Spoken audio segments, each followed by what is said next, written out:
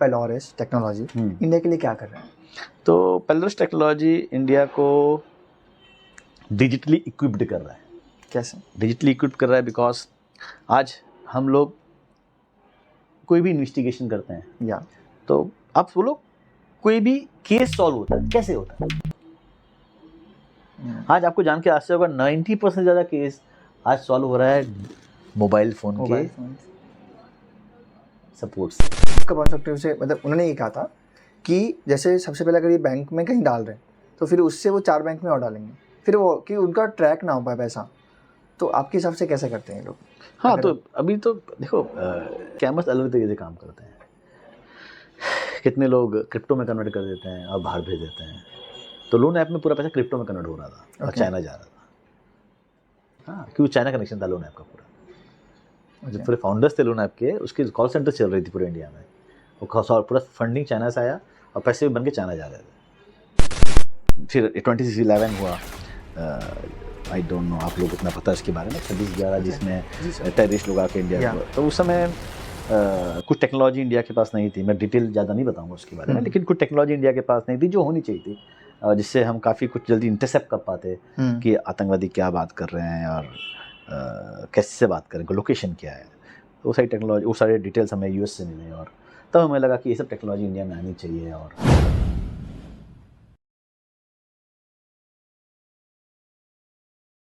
Rahul Dwivedi sir का स्वागत है आरटीटी के पॉडकास्ट में। कैसे हैं सर? बढ़िया। ओके सर, पॉडकास्ट का एम ये है कि यंग यूथ को समझाना है कि एक सीईओ की लाइफ कैसी होती है। सो स्टार्ट करते हैं डेली लाइफ से। आपका मॉर्निंग कैसे स्टार्ट होता है? मॉर्निंग सीईओ हो या कोई भी एम्प्लॉय हो, मॉर्निंग उसी तरीके से उठता है जैसे हम उठते हैं, ब्रश करते हैं, पेपर पढ़ते हैं, ब्रेकफास्ट करते हैं और उसके बाद कभी कभी जब वजन बढ़ जाता है तो ब्रेकफास्ट नहीं करते, सीधा इंटरमिटेंट फास्टिंग करते हैं। तो जैसे एक नॉर्मल ह्यूमन बीइंग जीता है, सीईओ भी वैसे ह्यूमन बीइंग है। एक एटीट्यूड और एक काम को लेके नज़रिया डिफरेंट होता है। ज़िंदगी जीवन सब वैसे जीते हैं जैसे एक नॉर्मल ह्यूमन जीते हैं। तो हम उसी तरह उठते हैं, खाते हैं, पीते हैं और ऑफिस आते हैं। आपने नज़रिए की बात की, कैसा नज़रिया? नज़रिया मतलब किसी भी प्रॉब्लम को देखने का नज़रिया, किसी भी काम को देखने का नज़रिया। नज़रिया मेरे हिसाब से इंटेंट मेरे लाइफ में बहुत ज़रूरी है, या किसी के जिसके लाइफ में ग्रो करना उसके लिए बहुत ज़रूरी है। उसका इंटेंट कितना ज़्यादा है वो अचीव करने का नज़रिया। तो आप ज़िंदगी में जो चाहते हैं वही पाते हैं मेरे हिसाब से। आप विजन की बात करें? नहीं, इंटेंट की बात कर रहा हूँ। ओके। विजन तो आप एक बार डिसाइड करते हो उस पर चलते रहते हो, राइट। साल 2 साल 5 साल और बाद में चेंज करते हो as per your thoughts. But intent तो आपको रोज का होता है, हर एक चीज़ का होता है। राइट। आपको किसी से 4 बजे पहुँच के मिलना है तो कितना इंटेंट है 4 बजे पहुँचने का, वो डिपेंड करता है आपका एटीट्यूड कैसा है। कितना ठीक है ना, हम 4-5-4-10 बंदा वेट कर लेगा। किसी बंदे का तो नहीं, मुझे 4 बजे पहुँचना ही है तो गाड़ी से उतर के चल लेता है 10 मिनट। डिसिप्लिन भी हो सकता है यार, इंटेंट है। मैं इंटेंट की बात कर रहा हूँ। मेरा इंटेंट की 4 बजे पहुँचना है मुझे, तो उसके लिए मैं चल भी लूँगा 10 मिनट, भले ही पैंट शर्ट लेदर शूज़ है, मैं चल लूँगा। तो मेरा इंटेंट रहता है।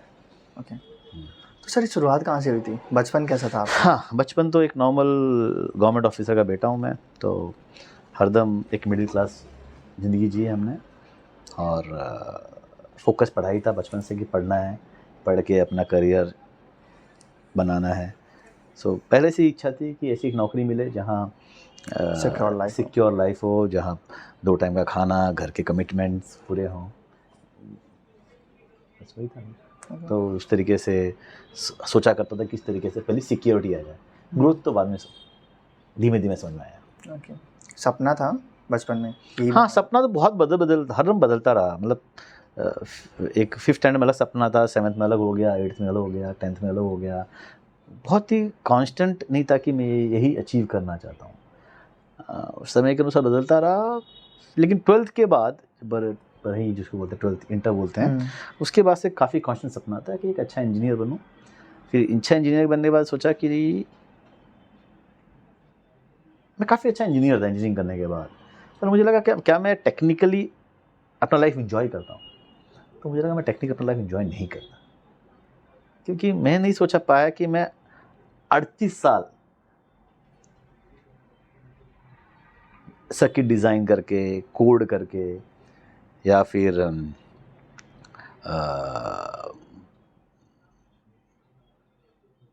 कोई टेक्नोलॉजी प्रोसेस डिज़ाइन करके बिता पाऊँगा। क्योंकि 60 साल तक काम करने की उम्र होती है और मैं 22 साल की मैं सोचा कि नहीं, मैं नहीं कर सकता ये कोडिंग और ये चीज़ 38 और साल, तो मैं इन्जॉय नहीं करता था। तो मैंने सोचा कि नहीं, हमें कुछ और करना चाहिए। तो दो मैं बहुत अच्छा इंजीनियर था, अच्छा कोडर था, अच्छा एल्गोरिथम लिखता था, अच्छी प्रोग्रामिंग लिखता था, पर मैंने अपनी करियर टेक्निकल नहीं चुना। करियर टेक्निकल चुना, पर अपना पर्सनल में हरदम सेल्स फोकस किया। तो मैं सेल्स फोकस हो गया 22 साल की उम्र के बाद। मैनेजमेंट किया मैंने, और उसके बाद अपना करियर चालू किया सेल्स प्रोफाइल से। वायरलेस टेक्नोलॉजी बेचा मैंने, फिर उसके बाद इंटरसेप्शन सॉल्यूशन बेचा, जो कि देश के डिफरेंट लीगल एजेंसीज यूज़ करते हैं। फिर रिलायंस इंडस्ट्री में था मैं, काफ़ी कम उम्र में मैं जनरल मैनेजर बना दिया गया रिलायंस में, और अच्छी टीम हैंडल करता था वहाँ भी। पर हरदम एक इच्छा थी कि मैं वो करूं जो मुझे अच्छा लगता है। जब मैं जॉब करता था, मुझे वो करना पड़ता था जो कंपनी चाहती थी। मेरा फोकस कुछ नहीं था, कंपनी का फोकस मेरा फोकस बन जाता था। और जब तक मेरे सीईओ या मेरे एमडी की इच्छा थी वो करो, वो हम करते थे। तो मेरा गोल कभी मेरा गोल नहीं था, वो मेरे सीईओ का गोल था, वो मेरे सीईओ का विजन था, वो मेरे कंपनी के बॉस का या मेरे बॉस का विजन हुआ करता था। तो that is where I thought to do something of my own. जो मेरा विजन है, जो मेरा थॉट है, जो मुझे करना अच्छा लगता है, और जो मैं करूं और दिन का 12 घंटा बीत जाए या 15 घंटा बीत जाए, मैं थकूं नहीं, दिमाग ना थके, और मैं इन्जॉय करूं, तो that is how we started कि कुछ अपना करना चाहिए। और फिर 2008 में मैंने रिलायंस छोड़ के फिर हमारी एक सिस्टर कंपनी फिनिकस सॉल्यूशन बैंकिंग सॉफ्टवेयर में वो ज्वाइन किया। जब हम सिर्फ 8 लोग थे, 10 लोग थे उस कंपनी में, 15 लोग थे उस कंपनी में, वो ज्वाइन किया। तब से फिर 3 साल बाद फिर 26/11 हुआ। आई डोंट नो आप लोग इतना पता है इसके बारे में, 26/11 जिसमें टेररिस्ट लोग आके इंडिया को, तो उस समय कुछ टेक्नोलॉजी इंडिया के पास नहीं थी। मैं डिटेल ज़्यादा नहीं बताऊंगा उसके बारे में, लेकिन कुछ टेक्नोलॉजी इंडिया के पास नहीं थी जो होनी चाहिए थी, जिससे हम काफ़ी कुछ जल्दी इंटरसेप्ट कर पाते कि आतंकवादी क्या बात कर रहे हैं और कैसे बात करें, लोकेशन क्या है। तो वो सारी टेक्नोलॉजी, वो सारे डिटेल्स हमें यूएस से मिले, और तब हमें लगा कि ये सब टेक्नोलॉजी इंडिया में आनी चाहिए और हमें सब यूज़ करना चाहिए। And that is where Pelorus started in 2009। And फिर हम that's how we started and we did different things to reach where are we today. जो हम कर रहे हैं वो स्टार्ट 2009 में ही नींव की ईंट रखी थी, और आज वही उसी दिशा में कुछ ना कुछ कर रहे हैं। आपको ये फील्ड में जाने का कैसे सोचा? बिकॉज ऑफ वो इंसिडेंट के बाद, या फिर कुछ? नहीं, फिर बताया ना कि मेरे डिफरेंट कस्टमर्स थे इंडिया में, पर LES जिसको बोलते हैं, लीगल एनफोर्समेंट एजेंसीज, उनसे काम करके मुझे उनके बारे में काफ़ी जानने मिला, वहाँ काफ़ी समझ में आया मुझे, और वहाँ एंजॉय किया मैंने अपना काम। सो उस टिल्ट हुआ वहाँ मैं, और दैट इज़ हाउ, लाइक उस तरीके से मैं उनके साथ काम करना चालू किया, LEO के साथ।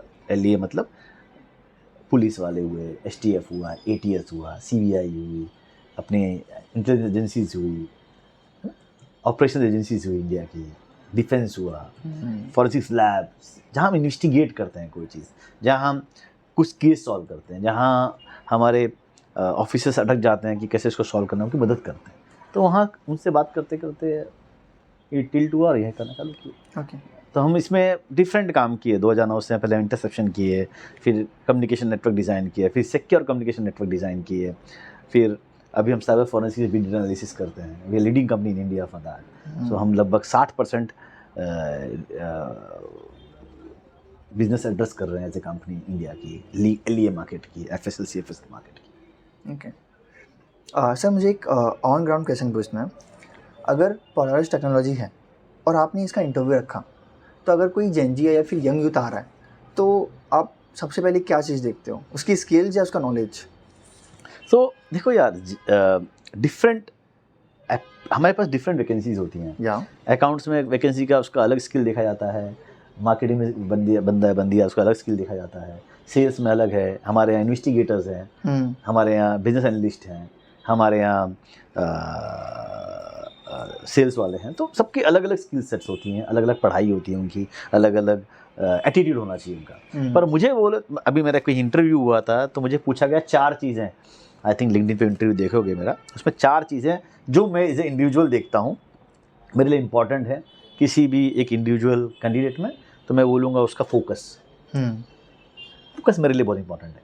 दूसरा उसका डिटर्मिनेशन, तीसरा उसका डेडिकेशन, और चौथा उसका एनालिटिकल स्किल्स। ये 4 चीज़ मैं जब किसी में देखता हूँ तो मेरे लिए चारों बहुत इंपॉर्टेंट है। पर ये डिपेंड करता है कि बंदा क्या काम करना चाहता है, उसका करियर कहाँ है, सो कहाँ अपना फ्यूचर बनाना है, और उसमें वो स्किल्स हैं कि नहीं। ओके सर, आप 4th वाला डिस्क्राइब कर सकते हैं सही से, एनालिटिकल स्किल? एनालिटिकल स्किल्स मतलब तुम जिस सिचुएशन में हो उसको कैसे एड्रेस करना है। ठीक है, एक प्रॉब्लम होता है, अब जब तक उस प्रॉब्लम को सामने से देखोगे तो लगेगा कि ये प्रॉब्लम इसी तरह सॉल्व हो सकता है, पर एक बंदा जो एनालिटिकली उसको समझेगा तो उसको वो 2 और 3 और तरीका निकालेगा सॉल्व करने का। जैसे अब 36 पहुंचना है तो 6 6 जा 36 होता है, 3 18 जा 2 18 जा 36 होता है, 3 12 जा 36 होता है, राइट। तो हमें देखना है कि कौन सा, अभी एक बंदा है जिसको पता है 6 6 जा 36 होता है तो उसी पर अटक जाता है, पर जो बंदा एनालिटिकली स्मार्ट होता है वो उस प्रॉब्लम को और तरीके से भी सॉल्व कर सकता है। मेरे लिए वैसे बंदे बहुत इंपॉर्टेंट है। सो वैसे मिलते हैं बहुत। देखो ये क्या होता है, दिमाग है ना वो एक छुरी की तरह होता है, उसको जितना घसो उतना शार्प होता है, उसको जितना आप रगड़ोगे तो उसी तरीके से जो बंदा जिस चीज़ पे टाइम लगाता है, अगर आप कोई चीज़ एनालिसिस पे टाइम लगाते हो आप में अच्छा इनबिल्ट क्वालिटी तो होनी चाहिए, of course inbuilt quality is very important, तो वो उसके बाद लगाते हो तो आप सॉल्व कर सकते हो उसको। पर इनबिल्ट क्वालिटी क्या है वो आप ही को डिसाइड करना है। मतलब मेरे हिसाब से एक इनबिल्ट क्वालिटी आप क्या अच्छा कर सकते हो वो कोई और डिसाइड, आपका टीचर आपके माता पिता नहीं डिसाइड नहीं करते, आपको पता है आप क्या अच्छा कर सकते हो, आप दूसरों से बेटर कैसे हो और किस फील्ड में सबसे आगे जा सकते हो, वो आपको खुद ही आत्मचिंतन करके पता चलेगा। सो मेरे हिसाब से जब एक बंदा डिसाइड करता है कि मुझे एक साइबर फोरेंसिक एनालिस्ट बनना है क्योंकि इसमें मैं बहुत ऊपर जा सकता हूँ, देन उसको वो खुद डिसाइड करके आगे चलना चाहिए। ओके सर, टेक्नोलॉजी के ऊपर बात करते हैं। Why technology is important for India, और नेक्स्ट 5 years में आप कहाँ देखते हो? क्योंकि लोग कह रहे हैं कि AI ये सबसे बहुत ज़्यादा इफ़ेक्ट पड़ रहा है चीज़ों पे, ह्यूमंस पे। सो आप क्या सोचते हो? देखो यार, अब AI के ऊपर जो एप्लीकेशन बन रहा है, ठीक है, वो भी तो इंसान ही बना रहा है। या सो टेक्नोलॉजी बदल रही है, ठीक है, लेकिन वो जो यूज़ करना है उसके एप्लीकेशंस वो भी इंसान ही बनाएगा। क्या बदल, जैसे अभी AI बेस्ड जो भी चीज़ हम देख रहे हैं उसका डिज़ाइनिंग तो एक AI इंजीनियर करता है ना। या तो टेक्नोलॉजी बहुत इंपॉर्टेंट है इंडिया के लिए, क्योंकि आज इंडिया एक सर्विस इंडस्ट्री मानी जाती है वर्ल्ड की। आज इंडिया पूरी दुनिया को सर्विस दे रही है। हम मैन्युफैक्चरिंग मास्टर्स कभी नहीं थे, आज भी हमें दुनिया का मैन्युफैक्चरिंग हब नहीं माना जाता, हमें एक सर्विस हब माना जाता है। आज जहाँ सर्विस हब है तो मतलब हमें technology, coding, software, back office, KPOs, BPOs focus करना चाहिए, और हम इसको बट एजुकेशन के ऊपर ज़्यादा फोकस किया जाता है। तो एजुकेशन बेसिकली क्या है, आपको सर्विस करनी है दुनिया को, तो कैसे करोगे? उनकी लैंग्वेज और उनके सब्जेक्ट्स में आना चाहिए ना। तो सबसे पहला हमें अंग्रेजी बोलनी आनी चाहिए कि अगर दुनिया को सर्विस करनी है तो, और दूसरा हमें सबसे टेक्नोलॉजी समझना चाहिए जो लोग यूज़ कर रहे हैं।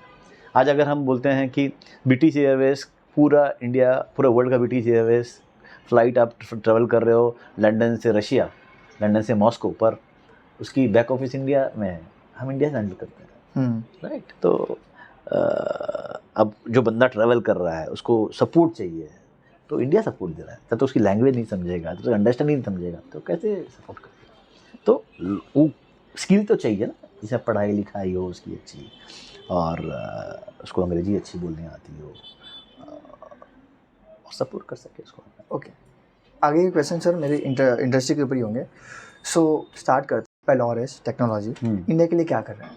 तो पेलोरस टेक्नोलॉजी इंडिया को डिजिटली इक्विप्ड कर रहा है। कैसे? डिजिटली इक्विप्ड कर रहा है बिकॉज आज हम लोग कोई भी इन्वेस्टिगेशन करते हैं या तो आप बोलो कोई भी केस सॉल्व होता है कैसे होता है? आज आपको जान के आश्चर्य होगा 90% ज़्यादा केस आज सॉल्व हो रहा है मोबाइल फ़ोन के सपोर्ट से। आपके मोबाइल फ़ोन जो आपके पास है वो मुझे मिल जाए तो मैं उस आपके बारे में सब पता लगा सकता हूँ। आप कहाँ थे, कहाँ गए, दोस्त कौन है, दुश्मन कौन है, आपकी अच्छाइयाँ क्या है, खराबी क्या है, आपकी आदत क्या है, ठीक है? कैसे? बस उसका डाटा रिट्रीव करके उसके अंदर आप जीपे डाटा मिल जाता है, आपके सारे चैट्स मिल जाते हैं, डिलीटेड चैट्स मिल जाते हैं, ठीक है? आपने किसी से बात की वो मिल जाता है, आप पिछले 2-3-4 महीने कहाँ थे वो मिल जाता है उसमें। तो एक बार जब वो डिटेल्स मिल जाता है आपका तो आपके बारे में काफ़ी कुछ पता चल जाता है।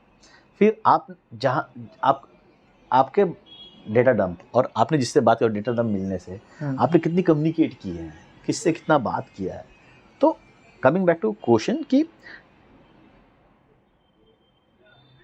फॉरेंसिक्स लैब्स हैं, इन्वेस्टिगेटिव एजेंसीज हैं, इनको इम्पॉर्टेंट है केस सॉल्व करना। केस सॉल्व किसकी मदद से होता है? डिजिटल फुटप्रिंट की मदद से होता है। डिजिटल फुटप्रिंट कहाँ से मिलती है? मोबाइल फ़ोन से मिलती है, लैपटॉप से मिलती है, सीसीटीवी से मिलती है, आपके ओसिन आप जो चैट करते हो फेसबुक पे, इंस्टाग्राम पे, उससे मिलती है, ठीक है? आप जो स्विगी से खाना ऑर्डर करते हो उससे मिलती है, राइट? ओके। हाँ, तो उस सब चीज़ से आपका जो डिजिटल फुटप्रिंट से जो हम केस सॉल्व कर पाते हैं, तो उस तरीके से हम इस देश को डिजिटली इक्विप बना रहे हैं। हर एजेंसी को इंडिया में हम ज़्यादा एलईए से काम करते हैं, हम ज़्यादा फॉरेंसिक लैब के साथ काम करते हैं, हम ज़्यादा सीएफएस एफएसएल के साथ काम करते हैं, क्योंकि हम उनको इक्विप डिजिटली बना रहे हैं कि वो इन्वेस्टिगेट करें और केस सॉल्व करें और देश को मदद करें। ओके, एक क्वेश्चन इसमें ऐड करना है, आप एक फ़ोन से एक इंसान को कितना जान सकते हो? पूरी तरीके से। कैसे? क्योंकि मैंने मैंने एक छोटा सा अपना न्यूज़ आया था, उसको मैंने देखा था कि एक औरत ने इंस्टाग्राम या फेसबुक में कहीं 3-4 दिन तक एक्टिव थी एंड आफ्टर डैट उसने प्राइवेसी के लिए उनको कंप्लेंट डाल के अपना वो निकाला कि भाई मेरा डेटा दो। और जब उन्होंने डेटा मांगा तो वो 8 पेज का था। उन्हें बाद में पता चला कि जितना मुझे मेरे बारे में नहीं पता उनसे ज़्यादा इन ऐप्स को पता है। सो ये कैसे होता है? क्योंकि बेसिकली क्या होता है कि आप बहुत सारी चीज़ प्री कॉन्शियस माइंड से करते हो। ओके। और प्री कॉन्शियस माइंड से जो भी करते हो वो आपके फ़ोन में रिकॉर्ड होता है, आपके डिजिटल फुटप्रिंट पे रिकॉर्ड होता है। आप बात करते हो, आप चैट करते हो, आप जिस तरीके से आप रील्स इंस्टाग्राम में देखते हो ना, वो आपको नहीं पता आप क्या कर रहे हो, पर वो आप जो उसके पीछे एआई चल रहा है रील इंस्टाग्राम के पीछे, वो आपको पता लगाता है आपको इस चीज़ में इंटरेस्ट है। आप नहीं पता कि आप क्या देख रहे हो। आप देखो ना, आप अगर इंस्टाग्राम या फेसबुक रील्स देखो, जो चीज़ आप देखते हो वही बढ़ती जाती है, वही दिखाते रहते हैं, क्योंकि उसके पीछे एक एआई चल रहा है, जो आपको एआई मतलब एक सिस्टम चल रहा है जो आपके इंटरेस्ट चीज़ आपको दिखाता है। ओके। तो आप नहीं जानते कि आपका इंटरेस्ट क्या है, जो एआई जानता है, क्योंकि हम कोई बहुत सारी चीज़ प्री कॉन्शियस माइंड से करते हैं, हमें नहीं पता होता कि हमें ये करना है, पर हमारा दिमाग, हमारा एक थॉट्स उस बाजू लेके चले जाता है और हम अपने आप को जज नहीं कर पाते हैं। पर हमारे बारे में वो ज़्यादा पता लगा लेता है कि हम क्या कर रहे हैं, हम किस बाजू जा रहे हैं, क्या सोच रहे हैं। उस तरीके से आपको एक रिपोर्ट मिलती है आपके बारे में। मुझे ये पूछना था कि अगर हम अभी बात जो कर रहे हैं वो फ़ोन सुन सकता है? माइक चालू है, कहीं ट्रांसमिट नहीं हो रहा, कहीं रिकॉर्ड नहीं हो रहा, लेकिन कुछ ऐप फ़ोन में हो उसको वर्ड जा सकता होगा। कुछ लोग कहते हैं कि इंस्टाग्राम में अगर जब आप अलाउ कर रहे हो तो वो सुन रहा है आपकी बातें। क्या वो डेटा सेव कर सकते हैं हमारा? डेटा सेव नहीं कर सकते, लेकिन हम जो बातें कर रहे हैं वो माइक उस ऐप में अगर सिग्नल ऑन है तो जाता होगा, ऐसा मेरा मानना है। वो ऐप को आपने अलाउ किया है, माइक का एक्सेस दिया है, जाता होगा। कितना खतरनाक हो सकता है सर ये? हम ही अलाउ करते हैं ना अपनी लाइफ, हम ही ने उनको दिया अलाउ। राइट। जब हमने अलाउ किया तो दे रहा है। आपकी ज़िंदगी आपको कैसे जीनी है आप पे डिपेंड करता है। आप ये फ़ोन मत यूज़ करिए, कल से आप वो क्या जावा फ़ोन यूज़ करिए जिसमें सिर्फ नंबर वाले फ़ोन है, ये सब बंद हो जाएगा। तो हमें उससे डोपामाइन मिल रहा है, हमें उससे मज़ा मिल रहा है, तो हम उसको यूज़ कर रहे हैं। पर ठीक है, अगर हम कुछ गलत कर रहे हैं तो उससे केस सॉल्व हो रहा है। सर कोई पॉर्न देख रहा है, ओके, एंड वो इलीगली कुछ अलग सा देख रहा है, ओके, तो क्या वो ट्रैक हो सकता है? जैसे बिल्कुल बिल्कुल, ये पूछना है। हाँ ट्रैक हो सकता है, बिल्कुल ट्रैक होता है। उसकी आईपी ट्रैक होती है, वो भी ट्रैक होता है, और जो बंदा पॉन दिखा रहा है उस अगर उसने कोई लिंक क्लिक करने बोला तो आप हो सकता है आपका कंप्यूटर और लैपटॉप कॉम्प्रोमाइज़ हो जाए, आपका Because, फ़ोन yeah, कॉम्प्रोमाइज़ हो जाए। वन ऑफ माई फ्रेंड, उन्होंने 2 मंथ्स पहले पॉर्न देखते थे वो, ओके, बचपन से देखते थे। एक दिन उन्होंने चाइल्ड पॉर्न डाल दिया, घर से उठा लिया सर उनको। हाँ बिल्कुल। तो चाइल्ड पॉर्न कैसे होता है बताता हूँ। चाइल्ड पॉर्न का कुछ पकड़ा गया होगा केस, और उसमें दिखा होगा किसने किसने एक्सेस किया, उसकी आईपी मिली होगी, ओके, तो पकड़ा गया होगा। तो बहुत बहुत कॉमन है। अभी हमने नाला से नवी मुंबई ना, या नवी मुंबई में ने बताया था कि स्कैमर्स कैसे काम करते हैं। तो आपका पर्सपेक्टिव से, मतलब उन्होंने ये कहा था कि जैसे सबसे पहले अगर ये बैंक में कहीं डाल रहे हैं तो फिर उससे वो 4 बैंक में और डालेंगे, फिर वो कि उनका ट्रैक ना हो पाए पैसा। तो आपके हिसाब से कैसे करते हैं ये लोग? हाँ, अगर तो अभी तो देखो बेसिकली स्कैमर्स अलग तरीके से काम करते हैं। कितने लोग क्रिप्टो में कन्वर्ट कर देते हैं और बाहर भेज देते हैं। तो लोन ऐप में पूरा पैसा क्रिप्टो में कन्वर्ट हो रहा था और Okay. चाइना जा रहा था। चाइना, हाँ, क्योंकि चाइना कनेक्शन था लोन ऐप का पूरा। जो Okay. पूरे फाउंडर्स थे लोन ऐप के, उसकी कॉल सेंटर चल रही थी पूरे इंडिया में। वो पूरा फंडिंग चाइना से आया और पैसे भी बन के चाइना जा रहे थे। I think it's available on web, you can see it. China ज़्यादा डेवलप है हमसे। डेवलप नहीं है, उनको आता है कि उनके वहाँ लोग हैक कर लेते हैं। और लोन ऐसा नहीं कि हमारे यहाँ से भी बहुत पैसे, हमारे यहाँ बहुत सारे कॉल सेंटर जो अमेरिकन्स को ब्लैकमेल कर रहे हैं, ये कर रहे हैं और पैसे ले रहे हैं। तो हम लोग थोड़ी ज़्यादा एडवांस है अमेरिकन से। हमारे यहाँ बहुत सारे कॉल सेंटर्स हैं जो अमेरिकन्स को चीट कर रहे हैं इंडिया में। वो भी आप गूगल करेंगे तो मिलेगा आपको ओके, कि there are call centres in India which do wrong thing with Americans and they make money. Okay. मेरा लास्ट क्वेश्चन सर है, डेटा, आपका डेटा कितना सिक्योर है आपके फ़ोन में? मैं एग्जांपल आपका फ़ोन का लेता हाँ, हूँ। तो मेरा डेटा तब तक सिक्योर है जब तक मैं कोई गलत लिंक क्लिक नहीं करता। मैंने गलत लिंक क्लिक कर दिया, वो चाहे फोन साइट की हो, वो चाहे फेसबुक की हो, चाहे इंस्टाग्राम की हो, चाहे व्हाट्सएप लिंक हो, तो अगर मैं गलत लिंक क्लिक कर दिया तो पूरा चांस है मेरा डेटा कहीं लीक हो रहा है। कितने चांसेस होते हैं कि वो नहीं होता है, नहीं करते हैं क्लिक, फिर भी हो जाता है? बहुत कम चांस है। विदाउट क्लिक किए डाटा लीक करने का चांस बहुत कम है। मतलब उसके लिए बहुत हाई एंड इंडिविजुअल्स चाहिए।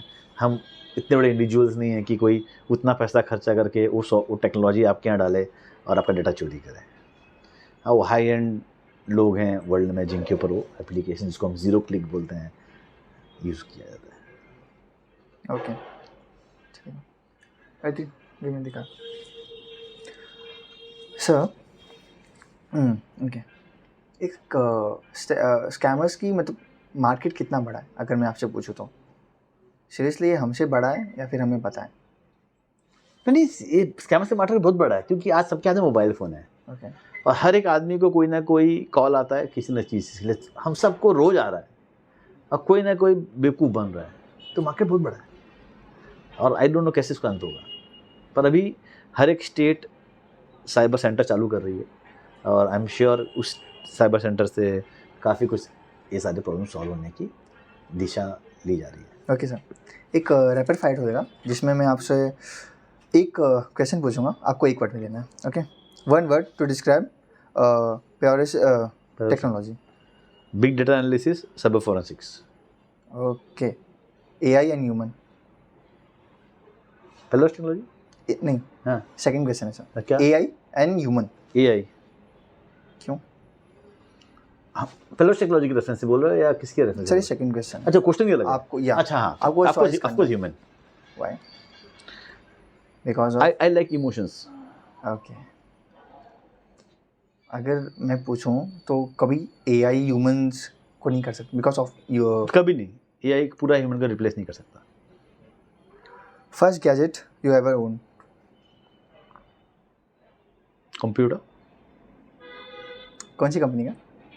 HP। Same. Okay, a movie you watched multiple times? 3 idiots. क्यों सर? अच्छा लगा। नहीं, उसमें एक लाइन है, मतलब मुझे मूवी बहुत पसंद आई बिकॉज ऑफ डिफरेंट रीज़न। तो उसमें एक लाइन मुझे बहुत अच्छी लगती है कि आप एक्सीलेंस फॉलो करो, सक्सेस आपको फॉलो करेगा। मैं सारे जेंजी को ये बोलना चाहता हूँ कि आप सक्सेस के पीछे मत भागो, एक्सीलेंस के पीछे भागो, सक्सेस पीछे आ जाता है। सबके लिए अलग अलग है एक्सीलेंस। सबके लिए मतलब एक्सीलेंस सबके लिए अलग है। ऑफकोर्स जो फील्ड में वो है, जो अगर कपड़ा सिल रहा है तो सबसे अच्छा कपड़ा सिले, जो अगर जूता बना रहा है तो सबसे अच्छा जूता बनाए, जो अच्छा डॉक्टर है सबसे अच्छा डॉक्टर बने, या जो अच्छा फोटोग्राफर है सबसे अच्छा फोटोग्राफी करे। तो अगर आप एक्सीलेंस फॉलो करते हो सक्सेस पीछे आता ही है। आप सक्सेस फॉलो करते हो, पता नहीं एक्सीलेंस बन पाओगे नहीं बन पाओगे। The one thing you wish more people understand about technology. Use it for positive things.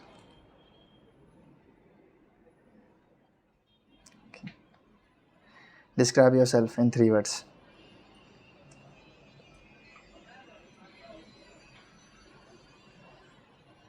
Sir बहुत कंफ्यूज है।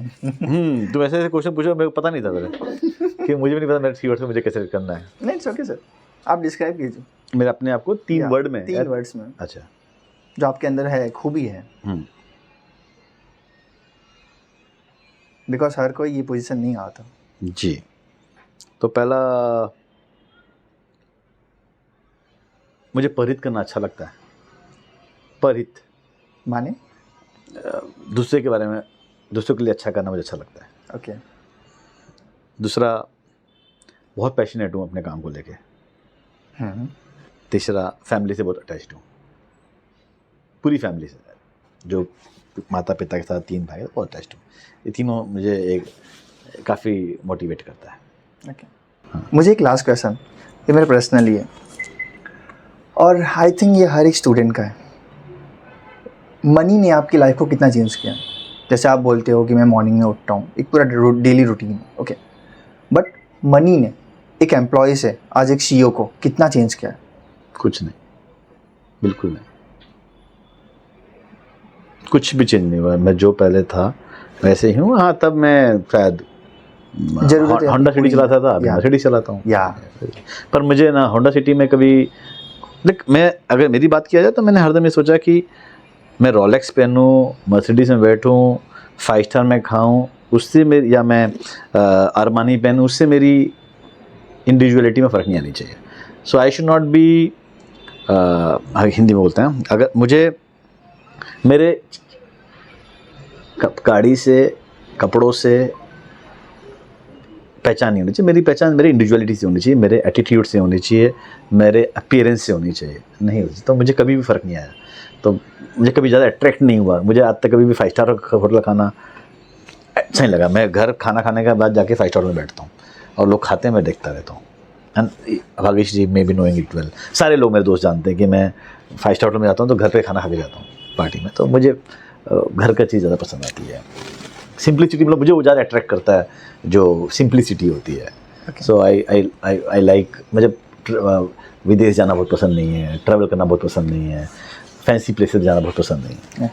तो मुझे अट्रैक्ट नहीं करता। हाँ, मुझे वो चीज़ अट्रैक्ट क्यों करती थोड़ी बहुत कि मेरे बच्चों को, मतलब मेरा एक बेटा है और नेवी नीज़ हैं, तो उनको अच्छा लगता है तो उनको ले जाता हूँ मैं, उनको पसंद है। अगर मुझे बोले तो कि तुम्हें 5 स्टार होटल में जाना है तो मुझे मेरे लिए नहीं जाना, ताज में जाना है तो मैं बच्चों को ले जाता हूँ, उस तरीके से वहाँ जाना होता है। सो मेरी पैसे से मेरी इंडिविजुअलिटी पे कोई इम्पैक्ट नहीं आया है।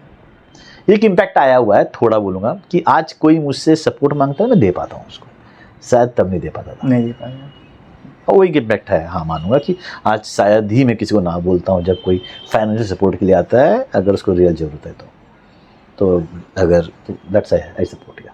ओके सर, लास्ट में मुझे 2 वर्ड्स आपको पूछने हैं और आप क्या सोचते हैं आप बताइए। पहला वर्ड है, and it's very deep, okay, आप अपना टाइम लीजिए। संस्कार। बहुत ज़रूरी है संस्कार, क्योंकि आपने बोला है, आपने पूरे रूटीन में आपने लास्ट में कहा कि मैं घर जाता हूँ तो मेरे मॉम वेट करते हैं और मैं उनके पैर दबाता हूँ। ये बहुत कम लोग करते हैं। तो देखो, संस्कार नहीं हो तो मेरा डेडिकेशन था, because of like I got very attracted to Shravan, क्या नाम था, श्रवण से काफ़ी अट्रैक्ट हुआ था मैं, जब मैं शायद 1st 2nd में पढ़ा था कि यार ऐसा अपने पेरेंट्स का इतना बंदा ने सेवा किया था, मुझे अच्छा लगा था। सो मैं 26 साल की उम्र में मेरे माता पिता को 4 धाम यात्रा करवाया वो मेरे को बड़ा अचीवमेंट लगता है कि मेरे को लगता है मैंने आज तक दूसरा बंदा नहीं देखा 26 साल की उम्र में 7 महीने छुट्टी लेके पहले माता पिता को पूरा नॉर्थ घुमाया, फिर माता पिता को पूरा साउथ घुमाया, फिर माता पिता को पूरा वेस्ट घुमाया, और फिर माता पिता को पूरा ईस्ट घुमाया, फिर उन लोग का मेरा माता पिता को जाके वृंदावन में 11 दिन छुट्टी लेके मैंने भागवत का पाठ करवाया, और मैं तब 26-27 साल का था। और मुझे लगता है वो एक अचीवमेंट है क्योंकि मैंने अभी तक दूसरा बंदा ढूंढा नहीं पाया नहीं ऐसा जो ऐसा किया हो।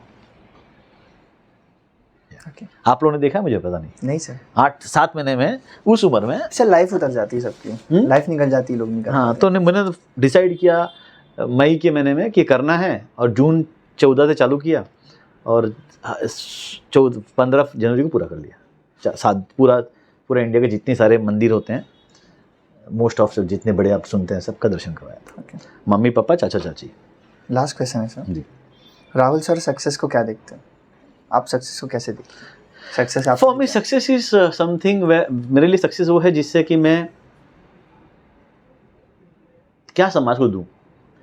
सक्सेस का डेफिनेशन मेरे लिए पैसा कमाना नहीं है। सक्सेस डेफिनेशन मेरे लिए कि what I get on table, मैं टेबल पे क्या लाता हूँ सोसाइटी के लिए, राज्य के लिए, देश के लिए और दुनिया के लिए। तो अगर मैं वो लाके एक ऐसा वैल्यू ऐड करता हूँ जिससे कि मैं अपना परिवार छोड़ के बाकी लोगों का जीवन पे भी इम्पैक्ट करूँ, उनके जीवन में वैल्यू ऐड करूँ, तो अच्छा लगता है मुझे। ओके सर, लास्ट पार्ट आ गया पॉडकास्ट का, और इसमें हम हमारे हर एक गेस्ट से कहते हैं कि सोसाइटी के लिए एक नया मैसेज दीजिए। तो मैं आपसे कहना चाहता हूँ कि आजकल के यंग यूथ के लिए और जो एंटरप्रेन्योर्स हैं उनके लिए कुछ कहना चाहेंगे आप? सो यंग बच्चों के लिए यही बोलूँगा कि वही 3 इडियट मूवी मेरी कि एक्सीलेंस को फॉलो करो, सक्सेस पीछे आएगा, और फोकस रखे लाइफ में। फोकस बहुत ज़रूरी है। मैं हरदम स्कूल में ना, मैंने 4 लैंग्वेज पढ़े हैं, और पहला लैंग्वेज मैंने पढ़ा जब मैं शायद फर्स्ट में था, इंग्लिश। सेकेंड लैंग्वेज मैंने पढ़ा हिंदी, थर्ड मराठी, चौथा गुजराती, 5वां संस्कृत। हाँ, 5 लैंग्वेज पढ़ा मैंने, और 5 लैंग्वेज में एक चैप्टर फर्स्ट ईयर में आया मेरे। वो चैप्टर था, आपको याद है चैप्टर कौन सा है? अर्जुन को जो विद्या सिखाते थे द्रोणाचार्य जी, चील की आँख देखा, आँख। तो मैंने पापा को पूछा 8th स्टैंडर्ड में, पापा क्या इंपॉर्टेंट है इतना इस चैप्टर में? कि पहले मैंने फर्स्ट में यही पढ़ा इंग्लिश में, फिर सेकंड में मराठी और हिंदी में ये पढ़ा, फिर थर्ड में मैं आया तो फिर मैं जब गुजराती आया, फिर 6 में गुजराती पढ़ा तो उसमें यही चैप्टर। अभी मैं संस्कृत चालू किया, उसमें भी यही चैप्टर। मैं पापा बोले इसमें what is so big about it, इतना अच्छा क्या है ये चीज़? पापा बोले कि सबसे इम्पोर्टेंट ज़िंदगी में किसी भी विद्यार्थी के जीवन में वो फोकस होता है। जब विद्यार्थी अच्छी तरह फोकस करेगा तो उसका जीवन में और कोई प्रॉब्लम नहीं है। ही हैज़ टू, वो चील की आँख या चिड़िया की आँख उसको देखना है हर तरीके से, राइट? तो उसी लिए वो चीज़ इतनी इम्पॉर्टेंट है कि हर लैंग्वेज में पहले पढ़ाई जाती है बच्चों को, कि फोकस बहुत ज़रूरी है। तो मैं भी सारे बच्चों को बोलता हूँ कि फोकस रखिए, that will help you to grow in life. Thank you so much sir, यही था हमारा पॉडकास्ट, और मिलते हैं नए पॉडकास्ट में एक नए गेस्ट के साथ। जय हिंद।